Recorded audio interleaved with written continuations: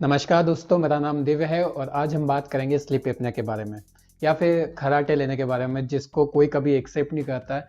तो रात में कभी हम रिकॉर्ड कर लेते हैं और फिर बताते हैं कि देखो आप खर्राटे लेते हैं, या जिनके साथ आप सोते हैं वो आपको बताते हैं अगली सुबह कि आप खर्राटे लेते हैं, लेकिन तब भी आप जागरूक नहीं होते हैं, आप बस टाल देते हैं खर्राटे लेने को। तो आज मैं आपको बताऊंगा कि आपको टालना नहीं चाहिए, क्योंकि ये आगे चल के आपके लिए बहुत हानिकारक साबित हो सकते हैं। वो कैसे? सबसे पहले ये समझिए कि खर्राटे होते क्या हैं। खर्राटे वाइब्रेशन है, जैसे आपका फोन वाइब्रेशन मोड पे होता है, बस ऐसे आपके गले में एक वाइब्रेशन क्रिएट होता है जिसके कारण आपको खर्राटे आते हैं। वो कैसे? आसान भाषा में आप ऐसा समझिए कि जब आप सांस लेते हैं वो आपके लंग्स तक आती है, फिर लंग्स से वो वापस बाहर आती है, लेकिन बीच में अगर कहीं पर रुकावट पैदा होती है तो लंग्स वाली सांस बाहर नहीं आ पाती है, और जो आप सांस लेने की कोशिश करते हैं वो अटक जाती है गले में, वो अंदर तक नहीं पहुंच पाती।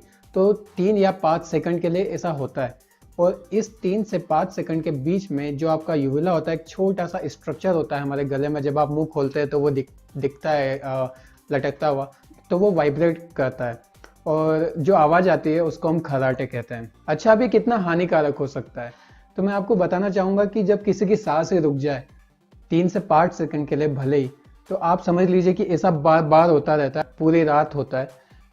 तो इतनी बार सांसों का रुकना मतलब कि ये कितना डेंजरस हो सकता है, आप समझ सकते हैं। अच्छा, ये होता कैसे है? 5 कारण होते हैं, वो मैं आपको बता देता हूँ। सबसे पहला तो होता है एनाटॉमिकल स्ट्रक्चर, मतलब कि आपके चेहरे की बनावट। कभी कभी उनकी बनावट में कुछ बदलाव होते हैं, जैसे कि जो मैंडिबल पार्ट होता है वो पीछे की तरफ झुका हुआ हो या ढका हुआ हो, या फिर आपके जो गले की जो परिधि है, जो गोलाई है, वो काफ़ी सकड़ी हो, या फिर आपका वजन बढ़ा हुआ हो, या आपको कोई नेजल कंजेशन हो, या फिर आपको कोई एलर्जीज हो। तो ये 4-5 कारण है जिसके कारण आपका जो अपर रेस्पिरेटरी ट्रैक है, मतलब जो आपका नाक, मुंह और जो गले वाला पार्ट है, वहाँ से हवा आसानी से ना बाहर आ सकती है ना अंदर आ सकती है। और जो 3 से 5 सेकंड के लिए जब बंद होता है, जब आप सोते हैं, तो उसी को हम स्लीप एपनिया कहते हैं। अच्छा, अब आपको पता कैसे चलेगा कि आपको स्लीप एपनिया है?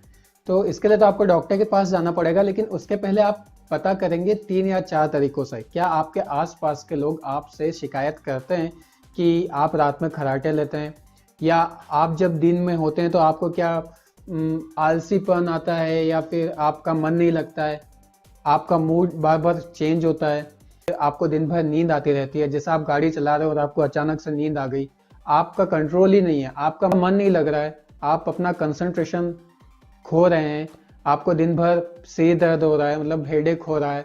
तो ये कुछ कारण है जिन्हें आप फील करते हैं।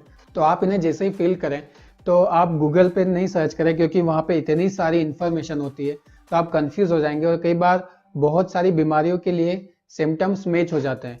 तो ये जो सिम्टम्स है वो आपके कई बीमारियों के साथ मैच होंगे, तो आप कंफ्यूज हो जाओगे कि मुझे ये है या ये। जैसे अस्थमा है, सीओपीडी है, इसमें भी सेम सिम्टम्स होते हैं, तो कभी कभी ये ओवरलैप हो जाते हैं, इससे आप और कंफ्यूज हो जाओगे। तो बेटर है कि आप डॉक्टर के पास जाएं। अब कौन से डॉक्टर के पास जाना चाहिए?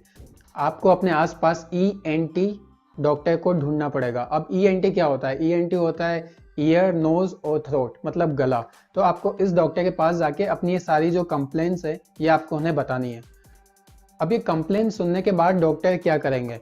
तो डॉक्टर 2 चीज़ें करेंगे। सबसे पहले आपका फिजिकल एग्जामिनेशन करेंगे और कुछ क्वेश्चन पूछेंगे, जो भी आपकी कंप्लेंट्स हो उनसे रिलेटेड पूछेंगे कि खर्राटे आते हैं, आपकी नींद कैसी है। फिर फिजिकल एग्जामिनेशन में देखेंगे कि जो आपके गले की परिधि है क्या वो ठीक है, कहीं कुछ रुकावट, कहीं कुछ ऑब्स्ट्रक्शन तो नहीं है आपके गले में।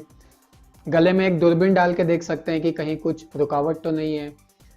और भी कई तरीके हैं फिजिकल एग्जामिनेशन लेने के लिए। आपके स्किन का कलर देखेंगे, कभी कभी चेंज हो जाता है कब जब आप सांस नहीं ले पाते हैं। और फिर डॉक्टर हो सकता है आपके लिए स्लीप टेस्ट लिखें। अभी ये स्लीप टेस्ट क्या होता है? इसको पॉलीसोमनोग्राफी कहते हैं।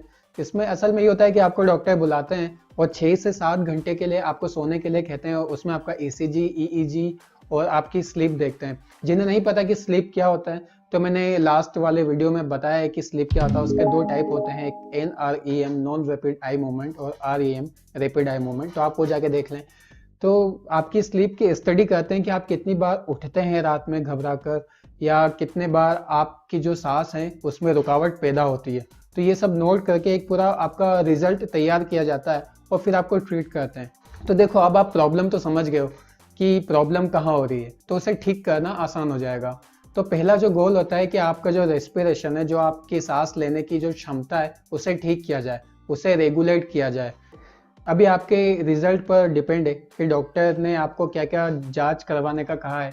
जैसे लेबोरेटरी टेस्ट में आपको थायराइड फंक्शन टेस्ट के लिए कहा जाएगा, आपको एबीजी जो आर्टेरियल ब्लड गेज एक टेस्ट होता है, आपको उसके बारे में कहा जाएगा। तो ये कुछ जांच लेंगे और फिर आपकी स्लीप को देखेंगे। ये सब मिला के जो रिजल्ट जो तैयार होगा उसके हिसाब से आपको ट्रीटमेंट दिया जाएगा। जैसे कि फॉर एग्जांपल उतना डेंजर नहीं है, नॉर्मल है, तो आपको कुछ मसाज बता देंगे। आपको सुबह से वो जो योगा जो होता है वो अनुलोम विलोम, तो आपको वो करने का कह देंगे।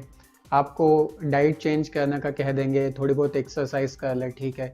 लेकिन अगर आपको सीवियर होता है तो आपको एक सी पेप होता है। एक्सरसाइज के अलावा अगर आपको वो सी पेप के लिए एडवाइस करते हैं तो सी पेप होता है कंटिन्यूस पॉजिटिव एयर प्रेशर। मतलब जो मैंने आपको बताया था कि जो नेगेटिव प्रेशर होता है उसे पॉजिटिव में बदलने के लिए एक मास्क होता है। उसमें पूरे जब भी आप सोते हैं तो मास्क लगा के सो जाते हैं, लेकिन वो काफ़ी अनकंफर्टेबल होता है और महंगा भी होता है। करीबन 50,000 से 2 लाख के बीच आता है उसका जो इतना कॉस्ट होता है।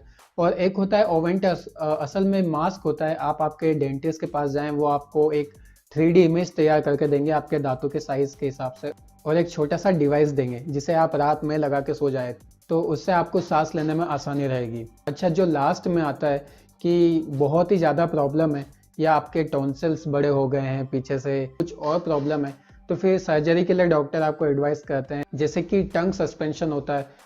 सस्पेंशन मतलब तो आप समझते हो, जब गाड़ी पंचर हो जाती है तो एक छोटी सी मशीन आती है, घुमा के टायर को उठा देते हैं।